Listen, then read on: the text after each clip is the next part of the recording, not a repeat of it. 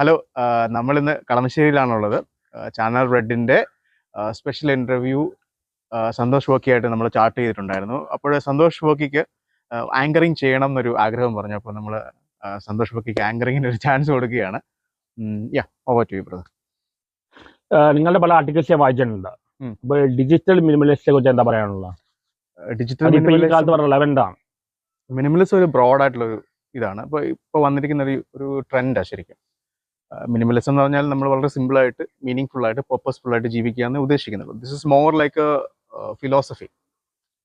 നമ്മൾ ജാപ്പനീസ് കൾച്ചറിൽ നിന്നും സെൻ ബുദ്ധിസത്തിൽ നിന്നൊക്കെ വന്നിരിക്കുന്ന ഒരു ഫിലോസഫിയാണ്.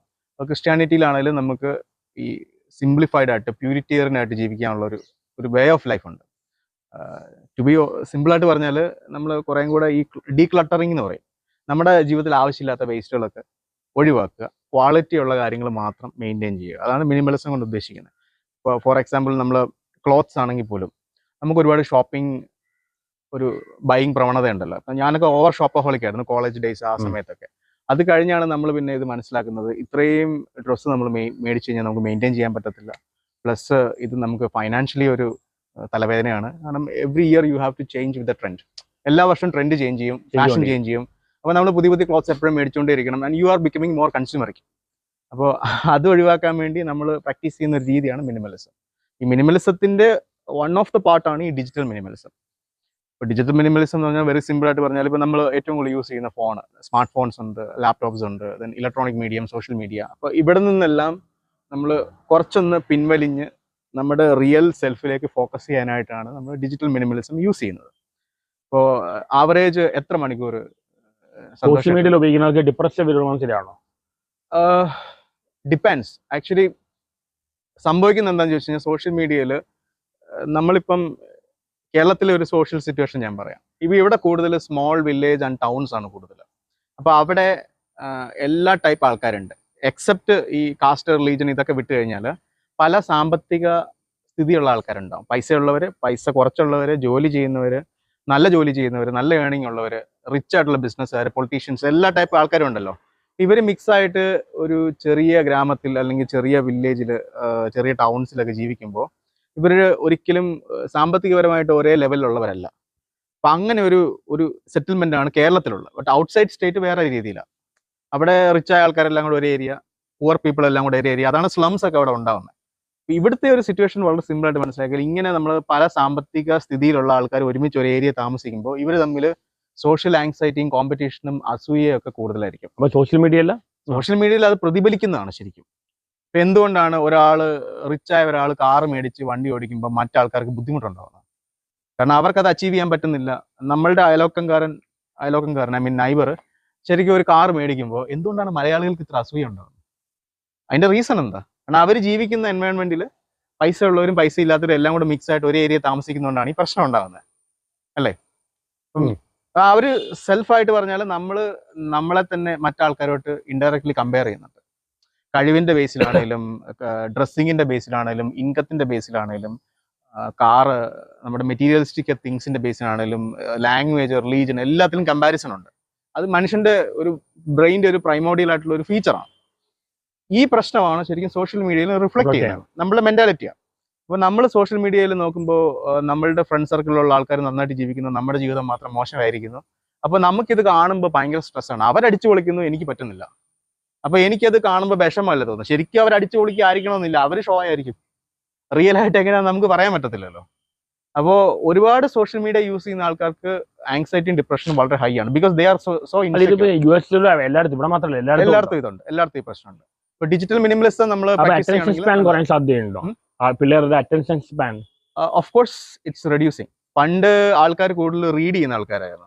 പണ്ട് എന്റർടൈൻമെന്റ്സ് ഒക്കെ കുറവാണല്ലോ ഡിജിറ്റലൊക്കെ. അപ്പോൾ കൂടുതൽ ആൾക്കാർ ഈ ലൈബ്രറിയിലൊക്കെ പോയിട്ട് ഒരുപാട് റീഡ് ചെയ്യുക, അതിനെക്കുറിച്ച് ചിന്തിക്കുകയൊക്കെ ചെയ്യുമായിരുന്നു. അത് കുറഞ്ഞിരിക്കും. ഇപ്പം അത് ഇന്റലക്ച്വൽ കപ്പാസിറ്റി, ആ ക്രിട്ടിക്കൽ തിങ്കിങ് കപ്പാസിറ്റി ടോട്ടലി കുറഞ്ഞിട്ട് ആവറേജ് കൂടുതൽ വീഡിയോ ഫോംസിലൊക്കെ പോയേക്കുന്നത്.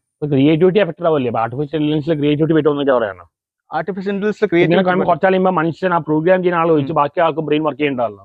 ഇതിപ്പോൾ ഇൻഫൻസി സ്റ്റേജ് ആയിട്ടേ ഉള്ളൂ. ഇപ്പോൾ ചാറ്റ് GPT ഉണ്ടല്ലോ. ചാറ്റ് GPT ശരിക്കും പറഞ്ഞാൽ ഹ്യൂമൻ IQവിനെ റീപ്ലേസ് ചെയ്യാറായിട്ടൊന്നുമില്ല. അത് ഇൻഫൻസി സ്റ്റേജ് ആണ്. ചാറ്റ് GPT ഒരു എക്സാമ്പിളാണ് ഞാൻ പറയുന്നത്. Future may be after 50 years ഇത് റീപ്ലേസ് ചെയ്യപ്പെടാം. ആ സമയമാകുമ്പോൾ ഹ്യൂമൻ ബ്രെയിൻ അതേപോലെ അഡ്വാൻസ് ആവില്ലേ, നമ്മളും അഡ്വാൻസ് ആവില്ലേ? നമ്മൾ അഡ്വാൻസ് ആകാനുള്ള സാധ്യത കുറവാണ്. നമുക്ക് ജെനറ്റിക്കൽ മ്യൂട്ടേഷൻ എവിടെയാണ് സംഭവിക്കുന്നത്? നമ്മൾ ഈ ആർട്ടിഫിഷ്യൽ ഇന്റലിജൻസ് പോലുള്ള നമ്മുടെ ബ്രെയിൻ യൂസേജ് കുറയല്ലേ? ബ്രെയിൻ യൂസേജ് കുറയാണ്. കാരണം നമ്മൾ കൂടുതൽ ടെക്നോളജി ഡിപെൻഡന്റ് ആയിരിക്കും. പണ്ട് കാൽക്കുലേറ്ററിൽ കണക്ക് കൂട്ടിക്കൊണ്ടിരുന്ന ആൾക്കാർ മെമ്മറി വേണ്ട, മൊബൈലിൽ കണക്ക് വേണ്ട, എന്നുള്ളതാണ്. ഒന്നും വേണ്ട, ഒന്നും വേണ്ട. റീപ്ലേസ് ആവാൻ പറയണം. യെസ്.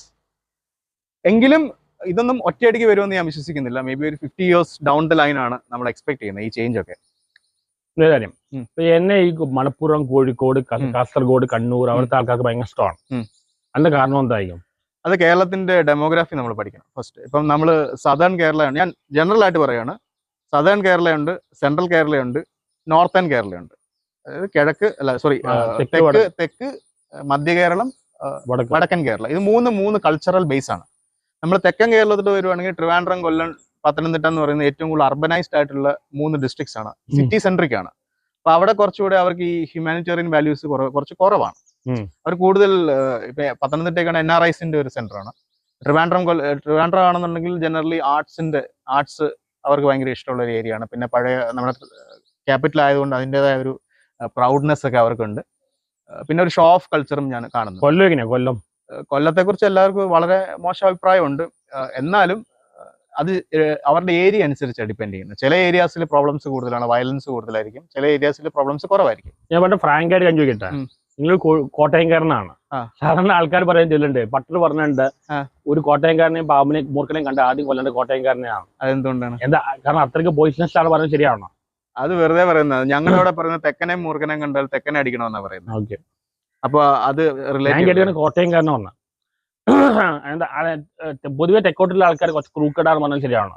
അങ്ങനല്ല, ക്രൂക്ക്നെസ് അല്ല. നമ്മളിവിടെ അർബനൈസ്ഡ് ആണ്. ഇവിടെ കൂടുതൽ ഈ നമ്മൾ ട്രേഡ് വൈസ് ഒക്കെ ആണെങ്കിലും കൂടുതൽ കച്ചവടമൊക്കെ നടക്കുന്നത് കൊച്ചി സെൻട്രിക് ആണ്. പിന്നെ കൂടുതൽ ട്രിവാൻഡ്രം, കൊല്ലമൊക്കെയാണ് കൂടുതൽ ഈ കശുവണ്ടി അല്ലേ. അപ്പൊ ഈ ബിസിനസ് സെൻട്രിക് ആകുമ്പോഴത്തേക്ക് അതിനകത്ത് പ്രോഫിറ്റ് മാത്രമേ നോക്കത്തുള്ളൂ. അങ്ങനെ ഒരു കമ്മ്യൂണിറ്റി ഉള്ളത് കൊണ്ട് അവർ കൂടുതൽ സ്മാർട്ടാണ് കുറേ കൂടെ. അതാണ് റീസൺ. അതേസമയം നമ്മൾ ഈ തൃശ്ശൂർ കഴിഞ്ഞ് മുകളിലേക്ക് പോവുകയാണെങ്കിൽ അത് കുറച്ചുകൂടെ വില്ലേജ് ഏരിയാസാണ്. വളരെ സൊഫിസ്റ്റിക്കേറ്റഡ്, ഫ്രജൈൽ ആയിട്ടുള്ള ആൾക്കാർ ജീവിക്കുന്ന സ്ഥലങ്ങളാണ്. അപ്പൊ അവരിപ്പോഴും പഴയ ട്രഡീഷണൽ രീതിയിലാണ് ജീവിക്കുന്നത്. അപ്പൊ അവരെ സംബന്ധിച്ച് എന്താ പറയുന്നത്, കുറച്ച് ഹ്യൂമാനിറ്റേറിയൻ തിങ്സ് ഒക്കെ വർക്ക് ചെയ്യുന്നുണ്ട്. ഇപ്പൊ ഈവൻ എന്റെ ഫ്രണ്ട്സ് ഒക്കെ വയനാട്ടിൽ നിന്നൊക്കെ മാരി ചെയ്യുന്നുണ്ട്. കോട്ടയത്തുനിന്ന് ഇടുക്കി അയ്യാ കുഴപ്പമില്ലാത്ത ആൾക്കാർ. Kozhikode is A very good place. Kannur, Kasaragod. അതിന്റെ റീസൺ ഇതാണ്, അവരത്ര അർബനൈസ്ഡ് അല്ലാത്തതുകൊണ്ട് എന്നാ പറയുന്നത്, അവർക്ക് കുറച്ചുകൂടെ അത്ര കറപ്റ്റ് ആയിട്ടില്ല. കുറെ വാല്യൂസ് അവർ കീപ്പ് ചെയ്യുന്നു എന്നുള്ളതാണ് റീസൺ. ഈവൻ കോട്ടയം വലിയ കുഴപ്പമൊന്നുമില്ല. നിങ്ങൾ ഈ പറയുന്ന ഈ അച്ചായന്മാരെന്ന് പറഞ്ഞാൽ കോട്ടയം സിറ്റിയിൽ റിയലി ഇത് സിനിമ മാത്രമേ ഉള്ളൂ. ഇപ്പൊ കോട്ടയം ടൗണിലോ അല്ലെങ്കിൽ പാലാ, കാഞ്ഞിരപ്പള്ളി, തള്ളു മാത്രമേ ഉള്ളൂ. ആക്ച്വലി പറഞ്ഞാൽ അവിടെ സാധാരണ ആൾക്കാരാണ് മജോറിറ്റി. പക്ഷെ എനിക്ക് തോന്നുന്നു തെക്കോട്ടുള്ള ആൾക്കാർ ഫിനാൻഷ്യൽ ഇന്റലിജൻസ് ഉണ്ടെന്നു, അവർ ഫിനാൻഷ്യലി വെൽ ഓഫ് ആണ്. Yes, that's right. പിന്നെ എവിടെ ചെന്നാലും അഡാപ്റ്റ് ചെയ്യും, ഏത് സാഹചര്യത്തോടെ അഡാപ്റ്റ് ചെയ്യും. കാരണം ഇവര് തിരുവല്ല അവിടെ പോകുമ്പോൾ എല്ലാവരും ഗൾഫിലാണ്, എല്ലാവരും NRI, അമേരിക്ക, പുറത്താണ്. ഇവിടെ ആരും ഇല്ല. അവര് 2 ക്വാളിറ്റി കണ്ട അവർ എവിടെ ചെന്നാലും അഡാപ്റ്റ് ചെയ്യും. പിന്നെ ഫിനാൻഷ്യൽ ഇന്റലിജൻസ് ഒക്കെ ഫിനാൻഷ്യലി വെൽ ഓഫ് ആണ് അവര്. ഈ പൊളിറ്റിക്സ് വേറൊരു ഇതാണ്, അവരുടെ ആൾക്കാർ ട്രെൻഡ് എഞ്ചിനീയറിംഗ് മെഡിസിൻ മാത്രം ഇങ്ങനെ പോകുന്നത്. അങ്ങനെ സംഭവം ഉണ്ട്. എഞ്ചിനീയറിംഗ് മെഡിസിൻ ആണ് ഏറ്റവും കൂടുതൽ ഏൺ ചെയ്യാൻ പറ്റുന്ന ജോലി. ഇപ്പൊ നമ്മളിപ്പോ സാധാരണ ഏതെങ്കിലും ഒരു അക്കൗണ്ടന്റിന് ഏൺ ചെയ്യാൻ പറ്റുന്ന ഒരു പരിധിയുണ്ട്. എഞ്ചിനീയറിന്റെ ഏണിങ് കൂടുതലാണ്. മെഡിക്കൽ ആണെന്നുണ്ടെങ്കിൽ ഡോക്ടേഴ്സ് നല്ല ഏണിംഗ് അല്ല. അപ്പൊ കൂടുതൽ ആൾക്കാർ മാത്രമാണോ അല്ലെങ്കിൽ സ്റ്റാറ്റസ് നോക്കുന്നുണ്ടോ? രണ്ടും ഉണ്ട്. ഇപ്പൊ നമ്മള് അവിടുത്തെ ഒരു കൾച്ചറിന്റെ ഒരു ബേസ് എന്ന് പറഞ്ഞാൽ ഈ ബിസിനസ് കമ്മ്യൂണിറ്റി വളരെ നാരോ ആണ്. ഓക്കെ, കൂടുതൽ ഈ മിഡിൽ ക്ലാസ് ടു അവർ ഈ ഫാമിംഗ് ബാക്ക്ഗ്രൗണ്ടിൽ നിന്ന് നേരെ middle class to upper middle class ആണ് ഇവരുടെ മൈഗ്രേഷൻ പോകുന്നത്. അപ്പോൾ ഇവരെ സംബന്ധിച്ച് സ്റ്റാറ്റസ് പിടിക്കണമെന്നുണ്ടെങ്കിൽ ഉയർന്ന ശമ്പളമുള്ള സ്റ്റാറ്റസ് ഉള്ള ജോലി വേണം. അപ്പോൾ doctor, engineer, chartered accountant, architect ഇങ്ങനെയുള്ള സീനെ പിടിക്കത്തുള്ളൂ. അതാണ് അവിടെ സംഭവിക്കുന്നത്, അല്ല വേറെ ഒന്നുമില്ല. വേറെ US പോലും ഇവിടെ എല്ലാ ഒരു പ്രശ്നമാണ് സ്റ്റെമ്മിന്റെ ഡോമിനേഷൻ. എല്ലാവരും സ്റ്റെമ്മിന് പറയുകയാണ്. ആ ഒരു ട്രെൻഡ് ശരിയല്ലല്ലോ ശരിക്കും പറഞ്ഞാൽ. സയൻസ്, ടെക്നോളജി, എഞ്ചിനീയറിംഗ്, മാത്സ് പറയാനല്ല. ഈവൻ US പോലും അങ്ങനെയാണ്. അത് ടെക്നിക്കലി ശരിയല്ല, പക്ഷേ ഇത് മാർക്കറ്റ് ഡിമാൻഡ് ചെയ്യുന്നതുകൊണ്ടാണ് ഇത് സംഭവിക്കുന്നത്. ഇപ്പൊ ഇവിടെ ഇഷ്ടംപോലെ ഹോസ്പിറ്റൽസ് ഉണ്ട്. ഹോസ്പിറ്റൽസിൽ സ്റ്റാഫിന് ആവശ്യമുണ്ട്. അപ്പോൾ സ്റ്റാഫിന് ഹ്യൂമൻ റിസോഴ്സിന്റെ സപ്ലൈ ആവശ്യമുണ്ട്. അതുകൊണ്ട് അവർക്ക് ജോലി കിട്ടുന്നു, നല്ല സാലറി കിട്ടുന്ന ആൾക്കാർ ആ വഴി പോകുന്നു എന്നുള്ളതാണ്. അതേസമയം നമ്മൾ വെൽത്തി ഫാമിലീസിനെ എടുക്കുകയാണെന്നുണ്ടെങ്കിൽ അവരെല്ലാം ഒന്നേ കൊമേഴ്സോ ആർട്സോ പഠിക്കുന്നവരാണ്. കാരണം അവരെ സംബന്ധിച്ച് ജോലി ചെയ്ത് സ്റ്റാറ്റസ് ഉണ്ടാക്കേണ്ട ആവശ്യമില്ല. അവർക്ക് ഓൾറെഡി സ്റ്റാറ്റസ് ഉണ്ട് അല്ലേ.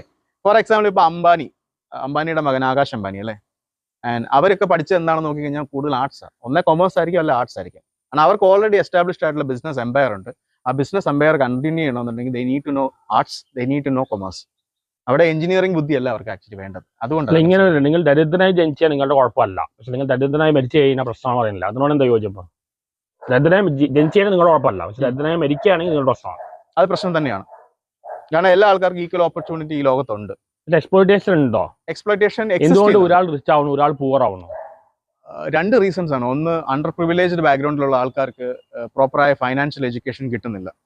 പിന്നെ രണ്ട്, അവർ കാണുന്നതും വളരുന്നതുമായ എൻവയോൺമെന്റിൽ ഇൻകം ഉണ്ടാക്കുന്നതോ റിസ്ക് എടുക്കുന്നതോ പ്രോത്സാഹിപ്പിക്കപ്പെടുന്നില്ല. അങ്ങനെ വരുമ്പോൾ ഓട്ടോമാറ്റിക്കായിട്ട് അവരും ബാക്കിയുള്ളവരെ പോലെ എംപ്ലോയീസ് ആയിട്ട് മാറാനാണ് സാധ്യത. അതാണ് റീസൺ.